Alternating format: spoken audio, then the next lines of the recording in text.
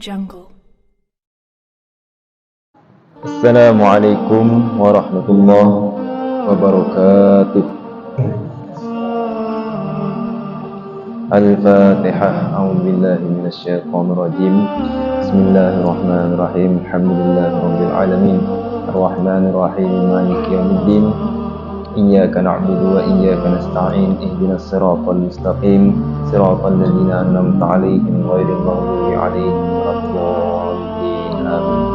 Alhamdulillahirabbil alamin. Wassalatu wassalamu ala asrafil anbiya'i wal mursalin Sayyidina Muhammadin wa ala alihi wa ashabihi ajma'in, amma ba'd. Bersyukur kepada Allah Subhanahu wa ta'ala, salawat serta salam dihaturkan kepada junjungan Nabi Agung, Nabi besar Muhammad sallallahu alaihi wasallam. Dan bersyukur kepada Allah Subhanahu wa ta'ala sampai detik ini Allah Subhanahu wa ta'ala masih gunakan waktu kita dalam agamanya Allah. Allah masih gunakan anggota tubuh kita untuk beribadah kepada Allah, dan juga bersyukur kepada Allah, Allah masih berikan kita ini waktu, kesempatan untuk kita ini melanjutkan hidup, untuk kita ini bertaubat kepada Allah Subhanahu wa ta'ala. Kita pada malam hari ini ingin membahas tafsir Al-Quran surat Yasin, melanjutkan yang sebelumnya. Kita sudah pernah baca terakhir ayat 58. Ayat 58 Allah berfirman, salamu qawlan mir rabbir rahim. Ini artinya adalah ucapan keselamatan, ucapan salam, qawlan sebagai ucapan perkataan, mir rabbir rahim, dari Tuhan yang maha penyayang. Jadi ucapan ini diterima oleh ahli surga ketika mereka masuk ke dalam surga. Ketika orang surga menikmati hidangan di surga, menikmati kenikmatan yang ada di surga, maka ada masa nanti di mana seluruh ahli surga dipanggil oleh Allah. Sebagaimana dalam hadis banyak sekali disampaikan, maka mereka menghadap kepada Allah Subhanahu wa ta'ala. Allah akan bertanya kepada mereka tentang keadaan mereka sekarang, apa kabar kalian di surga? Maka mereka menyampaikan bahagianya mereka, syukurnya mereka, nikmatnya mereka. Maka Allah mengatakan, mudah aku tambah gitu. Mereka kaget lah, masa masih ada? Kami ini udah mendapatkan semua yang kami miliki di surga ini, masa ada lagi tambahan gitu maksudnya? Masa masih ada lagi nikmat yang lebih besar daripada surga ini kan gitu? Maka Allah Subhanahu wa ta'ala membuka hijabnya. Membuka hijabnya artinya yang sebelumnya manusia tidak bisa melihat Allah jadi bisa gitu. Jadi antara kita dengan Allah ini ada hijab yang kita tidak bisa melihat, yang menyebabkan kita ini tidak bisa melihat kepada Allah. Begitu pula kepada hal-hal gaib yang lain sebenarnya ada hijabnya. Maka Allah membuka hijab tersebut sehingga bisa dilihat oleh manusia. Maka orang-orang ahli surga saat itu merasa gembira, senang, tiada tara.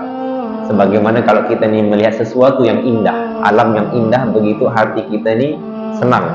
Kata orang healing. Ataupun ada orang melihat kekasihnya, udah lama dia tidak lihat kekasih, tiba-tiba dia ketemu, dia melihat itu saja sudah begitu senangnya. Ini perumpamaan untuk makhluk, untuk manusia yang tentunya tidak ada bandingan dibanding Allah gitu. Jadi tidak bisa dibandingkan. Kalau dunia sama akhirat kan perbandingannya tadi pernah kita bahas, lautan itu surga, ambil air dari jari, itulah kenikmatan dunia, kita ambil sedikit sekali. Tapi kalau yang manusia sama Allah ya jelas tidak bisa dibandingkan dengan apapun. Allah keindahan yang aslinya indah, yang menciptakan daripada keindahan tersebut, zat yang menciptakan rasa cinta dan rasa bahagia itu sendiri. Sehingga ketika manusia bisa melihat Allah ya tentunya akan merasakan kebahagiaan yang tiada tara, yang akan melebihi batas.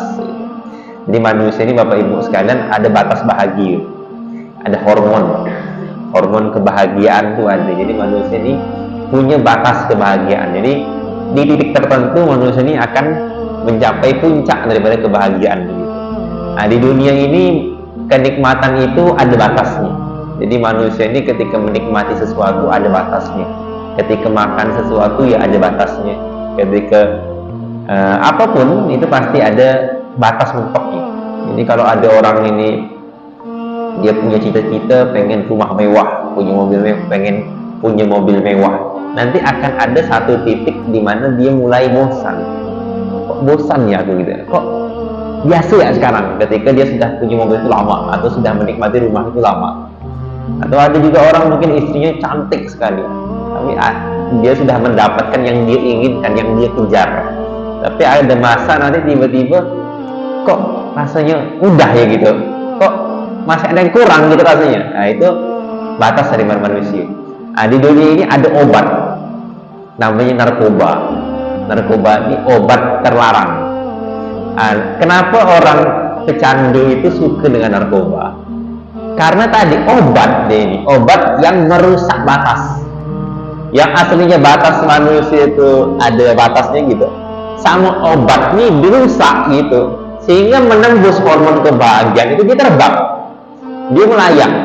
Makanya kenapa mereka suka, mereka candu. Bahkan kalau mereka sudah pengen narkoba itu, segala hal dunia ini kenikmatan tuh dicuekkan. Mau perempuan, mau harta, mau main, mau apapun dia cuekkan, mau nonton dia cuekkan semuanya, karena demi obat. Padahal obat hanya bubuk, hanya atau minuman, hanya apalah gitu.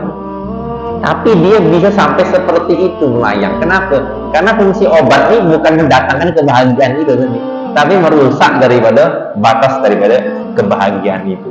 Nah, jadi sekilas yang dilakukan oleh mereka para pecandu, penyalahguna tadi, mungkin mereka senang karena mereka sudah menembus batas kebahagiaan tadi. Tapi di satu sisi karena dia menembus dengan cara merusak gitu, bukan dengan cara alami, dia mendapatkan kebahagiaan itu dengan merusak lewat obat yang dia pakai.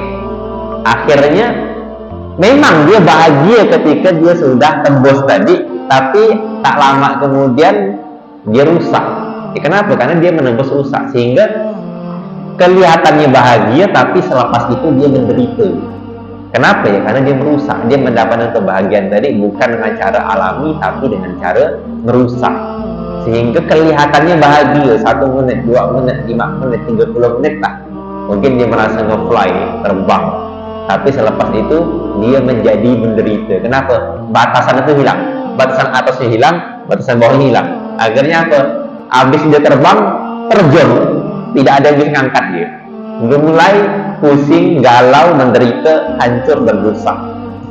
Kenapa ya? Karena memang manusia ada larangan di dunia ini yang dia tidak bisa sembarangan, ada batasnya. Memang di dunia ini kalau kita tidak ada batasan itu enak. Mau ngapa saja tak ada larangan tuh sepertinya nyaman. Mencuri tidak ketahuan kan nyaman, korupsi tidak ketahuan kan nyaman, kita nemu duit orang tidak ketahuan kan nyaman, berzina kan nyaman sebenarnya kalau kita ngomongkan maksiat ya. Apapun nyaman sebenarnya, maksiat itu nyaman semua, tapi Allah larang. Kenapa? Karena belum saatnya di dunia.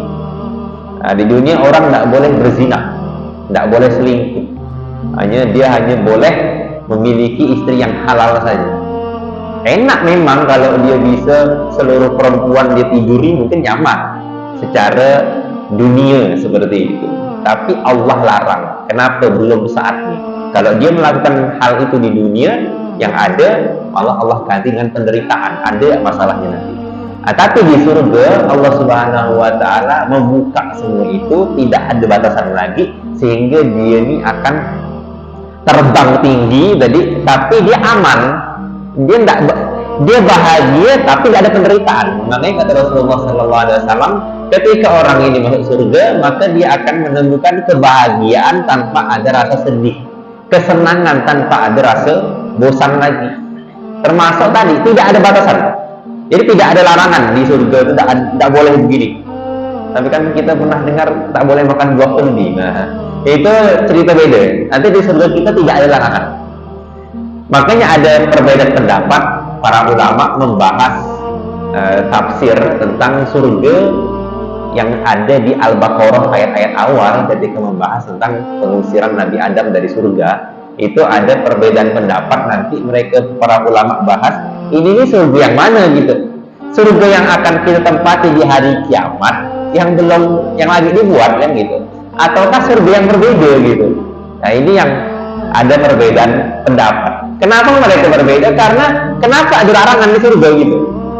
tempat yang terindah itu tempat yang tidak ada larangan, kan begitu. Tapi kok ada larangan, berarti belum nih gitu. Nah, jadi mereka berselisih di situ. Nah, tapi nanti kalau surga yang akan manusia beriman datangi, semoga kita termasuk, itu nanti tidak ada larangan lagi. Semua diperbolehkan. Mabuk pun, mabuk maksudnya minum alkohol ya. Tapi minuman alkohol tidak memabukkan. Jadi nanti ada sungai khamr, sungai susu, tapi tidak memabukkan. Nah, di dunia tidak boleh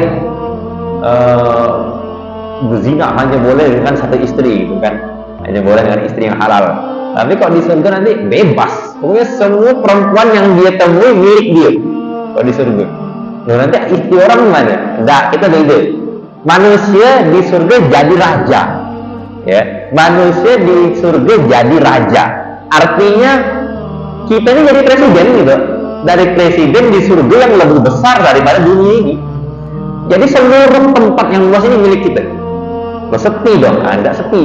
Kita ini punya rakyat. Rakyatnya itu bidadari semua. Bayangkan ya, rakyat ini bidadari, maka jutaan bidadari manusia. Ada bidadari, ada wildanun mukhalladun. Wildan itu pemuda yang akan melayani manusia. Nah, jadi ada istri kita sebagai ratu dan ada rakyatnya sebagai dayang-dayang tadi. Maka saya bilang tadi, ketika di surga itu semua perempuan itu boleh dinikmati karena milik dia, sudah. Karena surga dan seisinya itu milik dia. Nah, itu gambaran di surga nanti. Jadi manusia di dunia ini kan pengen cita-citanya kaya raya, pengen cita-citanya jadi penguasa nomor 1. Dengan cita-citanya punya rumah mewah, kendaraan mewah, istri yang cantik, hidup foya-foya, tidur tenang, mati nyaman ini. Nah, di surga nanti pun sama, semuanya didapatkan. Jadi orang nomor 1 juga. Nah, kalau di dunia ini tidak mungkin, kita di dunia ini tidak mungkin jadi orang nomor 1, karena ya tidak mungkin presiden naik kita naik kan tidak bisa gitu. Karena harus gantian gitu. Presiden naik itu yang nomor 1. Kalau kita mau jadi nomor 1, kita harus menggeser presiden ini diturunkan dulu kan gitu. Tapi kalau di surga ini enggak, kita semua bisa jadi penguasa karena kita semua punya negara. Nah, tapi ya bahasanya bukan negara, tapi bahasanya adalah jannah. Jannah itu kebun-kebun yang pernah kita bahas. Nah, surga tadi selepas manusia sudah asik menikmati surga yang tidak bisa kita bayangkan bagaimana indahnya, maka tiba-tiba ada kenikmatan lagi yang lebih indah yang tak bisa kita bayangkan pula, yaitu kita bertemu dengan Allah Subhanahu wa Ta'ala. Maka bagaimana bahagianya manusia. Orang cinta dengan sesuatu lalu dia bertemu. Kangen sama anaknya, ketemu anaknya kan suka. Kangen dengan istrinya, ketemu sama istrinya. Dan kita punya hubungan yang paling kuat melebihi hubungan kita kepada anak, kepada istri, kepada orang tua. Orang tua ini kenapa kita sayang dengan orang tua? Karena orang tua yang melahirkan kita. Kenapa kita sayang dengan anak? Karena anak ada hubungan darah dengan kita. Nanti kita dengan Allah ini kita punya hubungan yang asli. Apa itu? Allah yang menciptakan kita. Kalau orang tua ini hanya melahirkan, itu saja ya kita suka, kita cinta dengan orang tua kita kan, sayang. Tidak ada satupun manusia yang rela orang tuanya ini menderita di depan dia biarkan, atau diganggu orang dibiarkan kan tidak mungkin anak seperti itu kan. Pasti dia ada masalah, orang tua depan mati dia lihat kan dibantu karena sayang dengan orang tua. Nah, maka orang tua ini sebenarnya hanya perantara melahirkan. Allah titipkan rahim di perut ibu untuk mengeluarkan kita. Nah, sedangkan Allah inilah hubungan yang asli. Kenapa? Karena Allah yang menciptakan manusia. Maka orang harus mencintai Allah melebihi cinta dia kepada apapun, melebihi cinta dia kepada anak dan kepada orang tua. Nah, di surga nanti kita bertemu dengan Allah yang setiap hari kita sebut dalam sholat kita, yang setiap hari kita sebut di dalam doa kita. Nah, kemudian itu ucapan salamun qaulan min rabbir rahim. Kadang orang baca Yasin biasa diulang 3 kali ya. Karena ada ulama yang punya pengalaman dibaca berkali-kali doanya makbul. Tapi ini pengalaman ulama, boleh diamalkan tapi bukan diyakini sebagai sunnah. Jadi tidak boleh kita yakini. Asal ada orang baca Yasin sekali kita tegur, Pak ngapa sekali? Baca 3 kali. Kenapa? Itu terserah dia lah. Memang tulisannya sekali. Jadi kalau ada orang baca sekali, tidak boleh kita tegur. Kalau orang mau baca 3 kali pun tidak boleh kita tegur, karena terserah dia. Kalau diulang-ulang ya bagus juga, karena mengulang-ulang bacaan, zikir, doa kan bagus. Tapi jangan kita jadikan sunnah, dalam arti kalau ada orang yang tidak seperti itu kita tegur, kita marahkan, itu juga sebenarnya tidak boleh gitu ya. Jadi ayat selanjutnya ayat 59, Allah berfirman, wamtazul yawma ayyuhal mujrimun, berpisahlah kalian pada hari ini wahai para pendosa.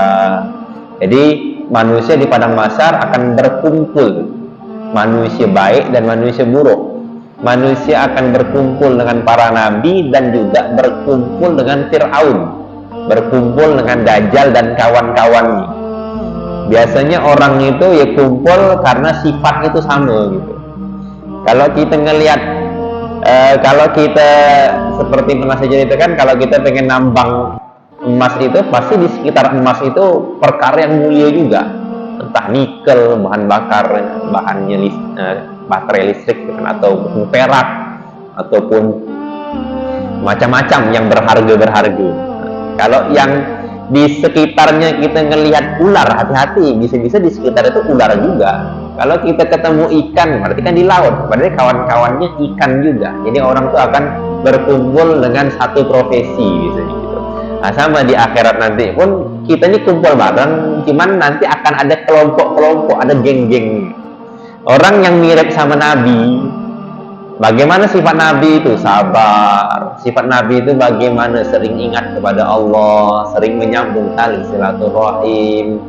Sifat Nabi itu bagaimana? Rendah hati, tawadu, tidak pernah sombong, tidak pernah merasa saya hebat, yang lain itu di bawah saya. Nabi tidak pernah seperti itu.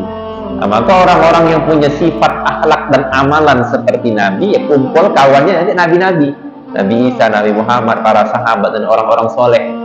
Orang yang hobinya membaca kitab, suka baca kitab Imam Bukhari, hadis Bukhari, suka baca hadis Muslim, nanti kalau dicinta dengan apa yang dilakukan itu, insya Allah dia akan bertemu sama idolanya, karena mirip orang ini, sama-sama suka baca hadis gitu kan. Tapi kalau orang-orang yang tidak suka baca hadis, tidak suka baca Quran, akhlaknya tidak seperti Nabi, dia macam mana dia bisa kumpul sama Nabi? Beda sifat gitu, beda geng, beda circle kata orang gitu. Orang kaya kawannya orang kaya kan gitu. Jadi sama nanti di akar gitu, orang yang amalannya banyak kumpul sama amalannya banyak.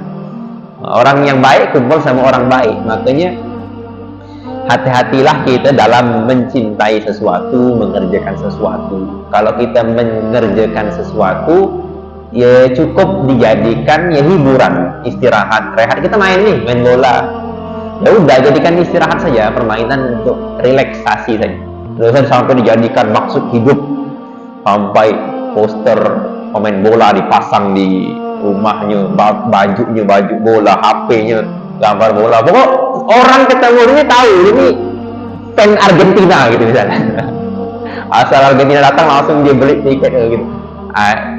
Ya silahkan main, tapi jangan sampai berlebihan gitu. Karena kita ini berlebihan tuh cukup dalam agama saja. Kadang orang itu balik, agama nggak usah berlebihan lah gitu. Dalam agama nggak usah kaku amat lah, nggak usah berlebihan lah. Yang sedang-sedang saja beragama, sedang-sedang kan.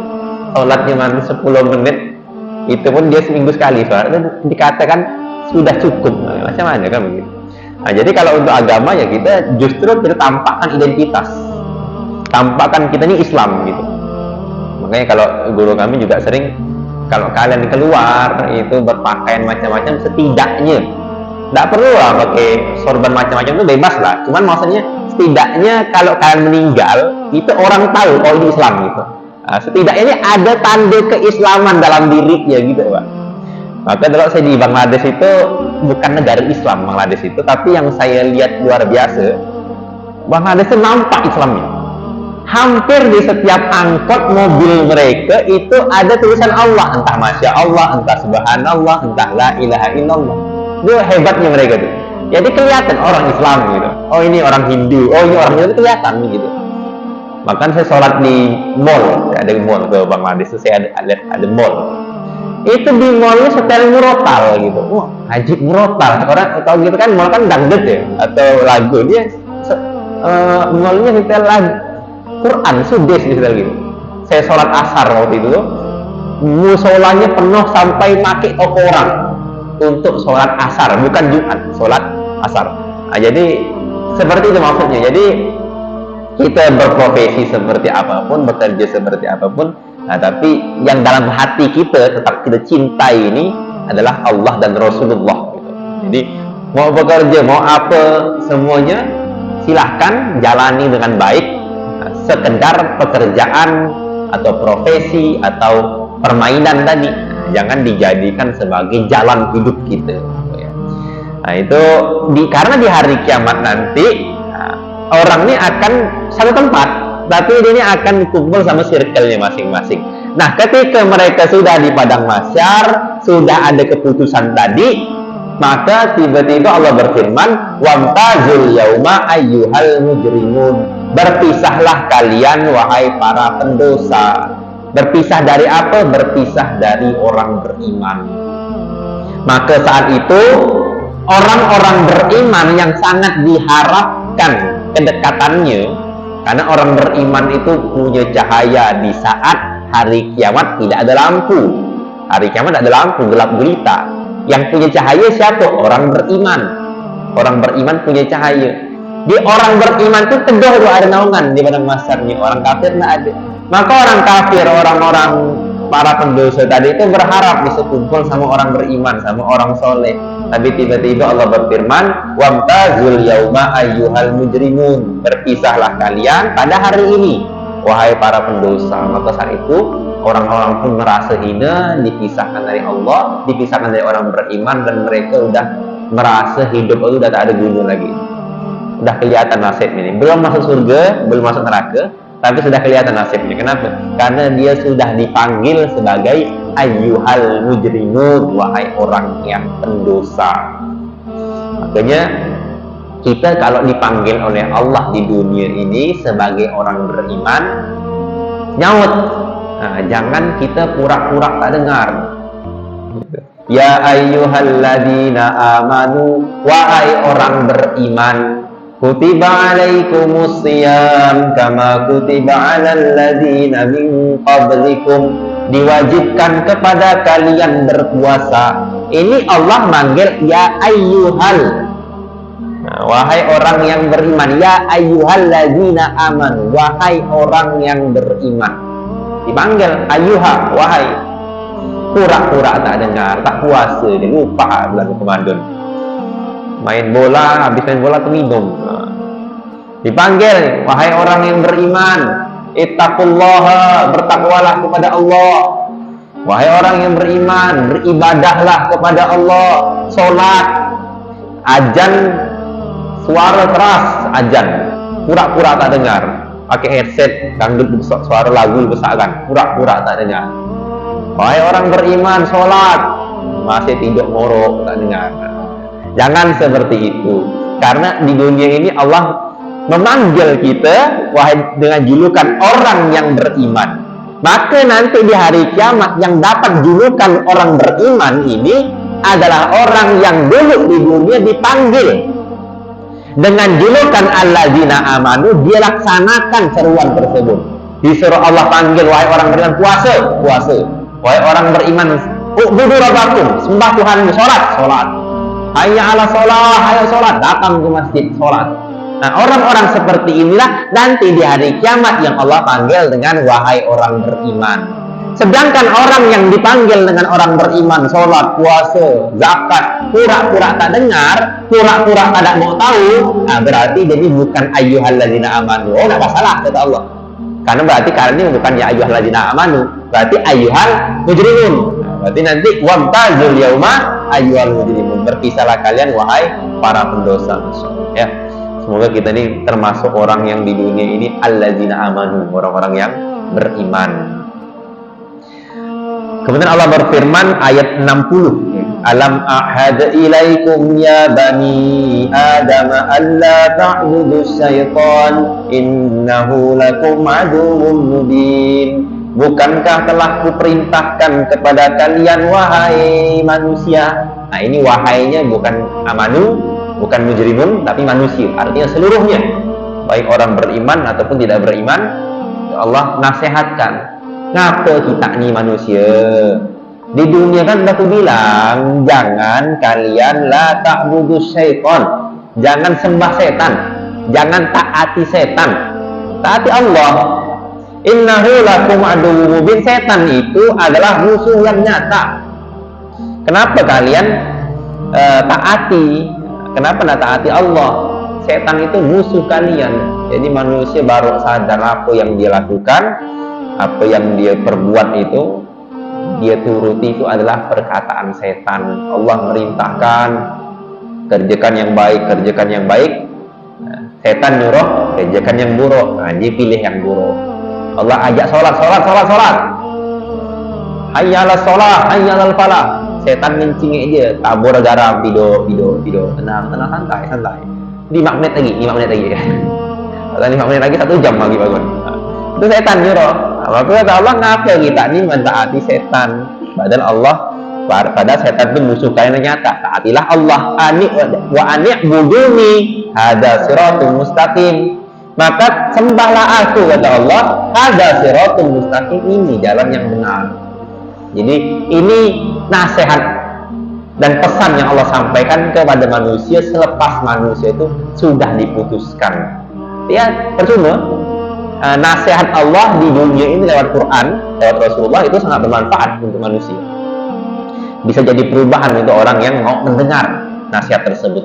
Tapi kalau di akhirat ya, nasihat yang Allah berikan itu menjadi penyesalan, menjadi penambah penyesalan kepada kita. Maka dalam surat Ibrahim ayat 22, ini ada kaitan juga ya kan, tadi kan Allah berfirman, jangan taati setan kan begitu, jangan sembah setan. Maka dalam Ibrahim ayat 22, wa qala syaitanu lamma qudiyal amr. Setan berkata lamma qudiyal amr, ketika sudah diputuskan. Amr keputusan, mana yang surga dan mana yang masuk neraka. Wa qala syaitanu lamma qudiyal amr innallaha wa'adakum wa'dal haq. Setan ngomong di mimbar dari api, kata Rasulullah. Jadi selepas manusia itu sudah diputuskan keputusannya, tiba-tiba setan ini maju di padang mahsyar. Di saat seluruh manusia kumpul, manusia saling salah menyalahkan tadi. Si anak nyalahkan bapaknya yang tak pernah nyuruh sholat, kawan ini dia ngajak aku mabuk bro, dia ngajak aku main sampai tak sholat, dia ngajak aku warung kopi sampai tak sholat. Saling nyalah-nyalahkan. Maka puncak kesalahan kan setan. Puncak kesalahannya akhirnya orangnya nyalahkan setan. Maka setan maju berdiri di atas mimbar dan setan berkata, wa qala syaitanu lamma qudiyal amr innallaha wa'adakum wa'dal haq. Setan bilang, sesungguhnya Allah Subhanahu wa taala dulu telah menjanjikan kepada kalian wahai manusia janji yang benar. Jadi setan ini ngaku yang dia sampaikan itu janji palsu semua. Yang janji benar itu Allah, kata setan. Wa wa'adtukum fa'akhlaftukum. Kemudian kata setan, dan aku juga menjanjikan kepada kalian fa'akhlaftukum, tapi aku ingkari janjiku, kata setan. Wa ma kana li 'alaikum min sultanin illa an da'awtumuni fastajabtum li. Sebenarnya kata setan, aku ini tidak bisa apa-apa, tidak ada kekuatan kepada kalian. Maka na alaikum min sultan, aku ini tidak bisa apa-apa, kata setan, kecuali aku cuma bisa ngomong. Aku cuma bisa da'autukum, ngajak kalian untuk maksiat, ngajak kalian untuk jangan menjalankan perintah Allah. Fastajabtum li, kalian terima, kata setan. Fastajabtum li, kalian terima. Fala talumuni walumu anfusakum. Nah, setan ngomong, maka manusia-manusia dan setan, terutama khususon yang masuk neraka, setan, maka jangan salahkan aku. Walumu anfusakum, salahkan diri kalian sendiri, setan. Nah, sekarang kata setan, ya kita sama-sama neraka, setan. Kalian masuk neraka, aku masuk neraka, setan. Nah, kita sama-sama, jangan saling menyalahkan. Jadi setan ini di akhir kisahnya perkataannya ini bijak, kurang ajar mas setan. Di akhir ini mau bijak malah. Dia malah ngomong Allah ini janji yang benar loh. Dan aku cuma menjanjikan palsu, kalian terima, kata setan. Jadi setan ini sebenarnya bijaksana juga di akhir ini. Di dunia penipu dia. Ya kenapa setan lakukan itu? Karena dendam. Setan ini punya dendam sama manusia, sehingga walaupun setan ini sebenarnya cerdas, setan ini sebenarnya jago ngomong, jago ngajak orang, nah, tapi setan ini dendam sama manusia yang menggerakkan dia untuk menghalalkan segala cara. Maka dendam ini sifatnya iblis, sifatnya setan. Kalau orang punya sifat dendam dalam hatinya, ya apa beda dia dengan iblis? Banyak orang ini rela masuk penjara, rela terjadi apapun demi bisa membalaskan dendamnya. Kenapa ya? Sifat iblis, sifat dendam itu. Maka iblis tidak digaji untuk mendakwahkan keburukan kepada manusia. Setan siang dan malam ngajak manusia kepada keburukan. Tidak letih ini. Kenapa? Karena dendamnya kepada manusia. Nah, sebaliknya, para nabi dakwah siang dan malam juga, tapi tidak minta gaji juga. Kenapa para nabi sebegitu semangatnya ngajak orang kepada manusia? Karena rasa sayangnya para nabi kepada manusia, berharap manusia semuanya masuk ke dalam surga. Itu bedanya kerja nabi dengan kerjanya setan. Kemudian Allah Subhanahu wa taala berfirman, "Walaqad adalla minkum jibillan katsira." Dan sungguh setan telah menyesatkan banyak manusia di antara kalian. Afalam takunu ta'qilun. Dan sungguh setan telah menyesatkan kebanyakan manusia di antara kalian. Afalam takunu ta'qilun. Kenapa kalian tidak ambil pelajaran? Kenapa kalian tidak berpikir? Fala ta'qilun, kenapa kalian tidak berpikir? Ya, maksudnya kenapa tidak mikir gitu? Udah banyak kasus-kasus yang terjadi. Sudah ada Fir'aun, sudah ada Haman, sudah ada Abu Jahal, sudah ada Abu Lahab, dan orang-orang yang sebelum mereka. Mereka sudah jelas tempatnya di neraka. Kenapa tidak mikir juga cara setan menyesatkan mereka? Kita masih menjalankan kehidupan yang seperti mereka itu. Afalam takunu ta'qilun. Hadhihi jahannamul lati kuntum tu'adun. Dan ini, ini adalah neraka Jahannam allati kuntum tu'adun, yang dulu dijanjikan kepada kalian.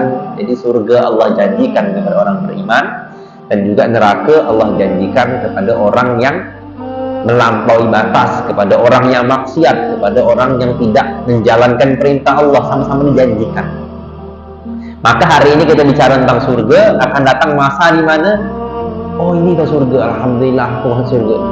Tapi ada juga orang itu yang ini neraka apapun neraka gitu. Jadi galau dia, ternyata dia masuk neraka misalnya. Maka jangan sampai kita ini orang yang udah dengar surga neraka itu dengar, ya tapi ujung-ujung neraka juga. Jangan sampai. Nih parah.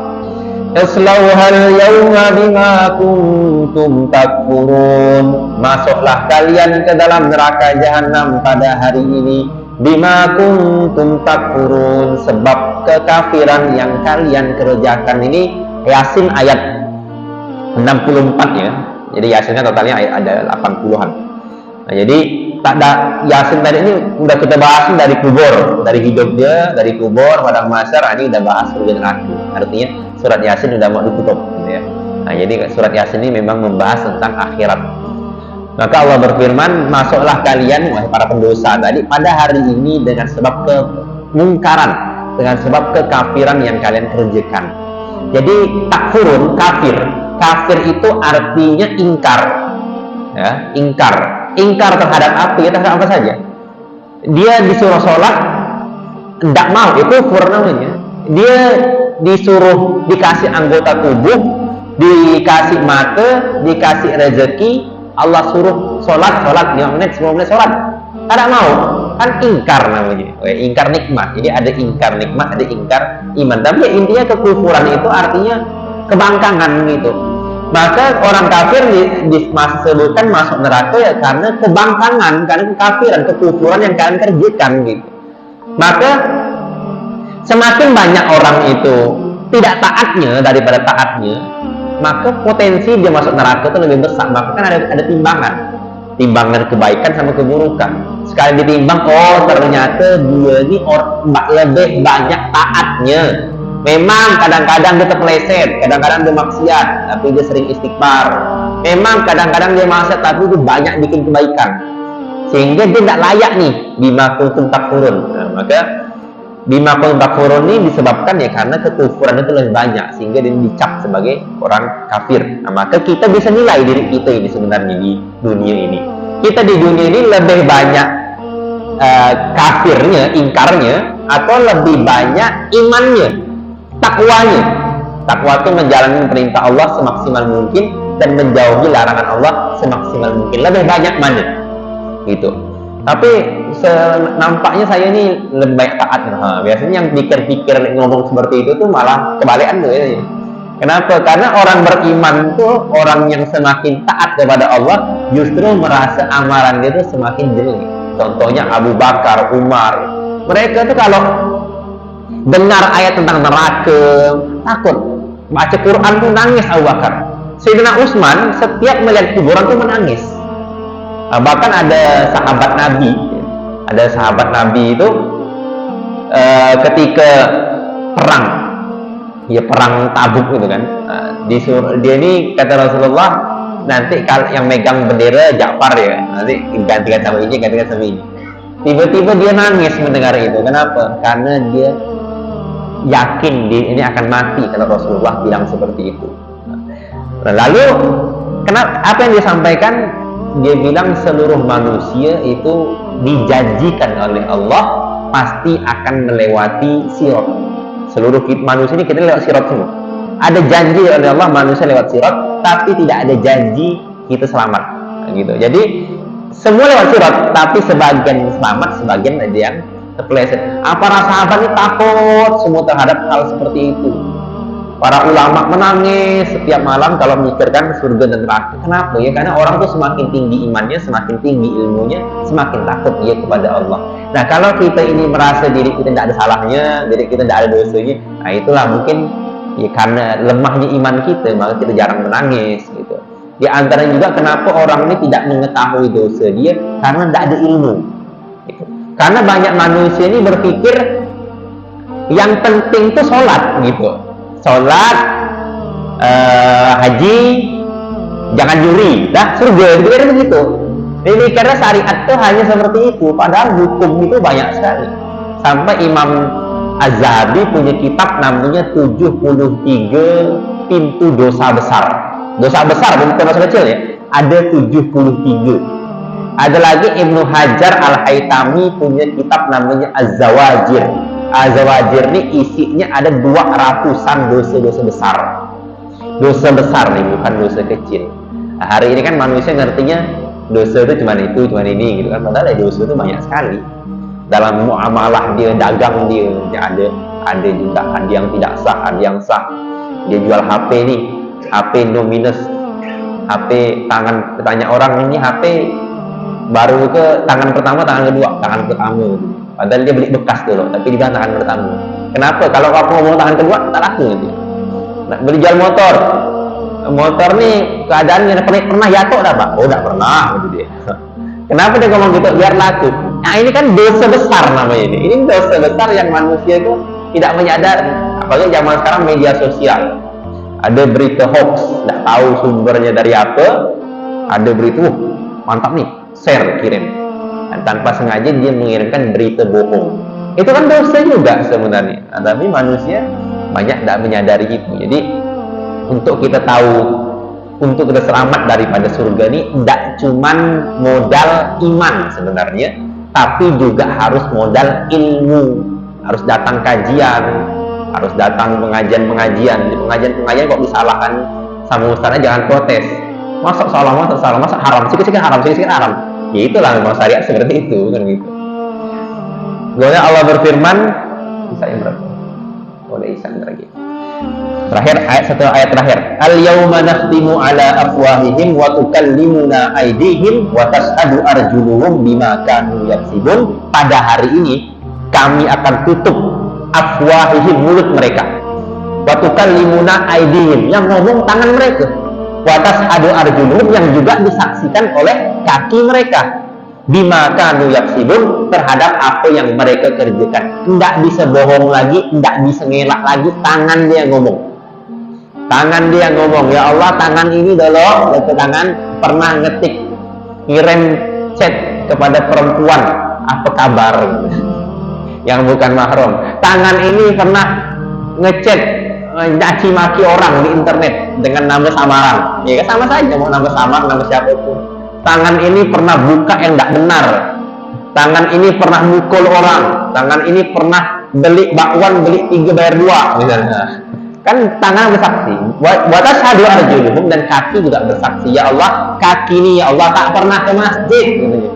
Ya Allah kaki ini tak pernah, asal ada dangdut laju berlari, asal ada azan barat gerak kaki. Nah, jadi kaki-kaki ini juga akan bersaksi terhadap apa yang manusia perbuat. Maka anggota tubuh yang Allah kasih kepada kita ini kita rawat dan kita gunakan untuk kebaikan. Hati-hati, tangan kaki kita ini adalah mata-mata gitu ya.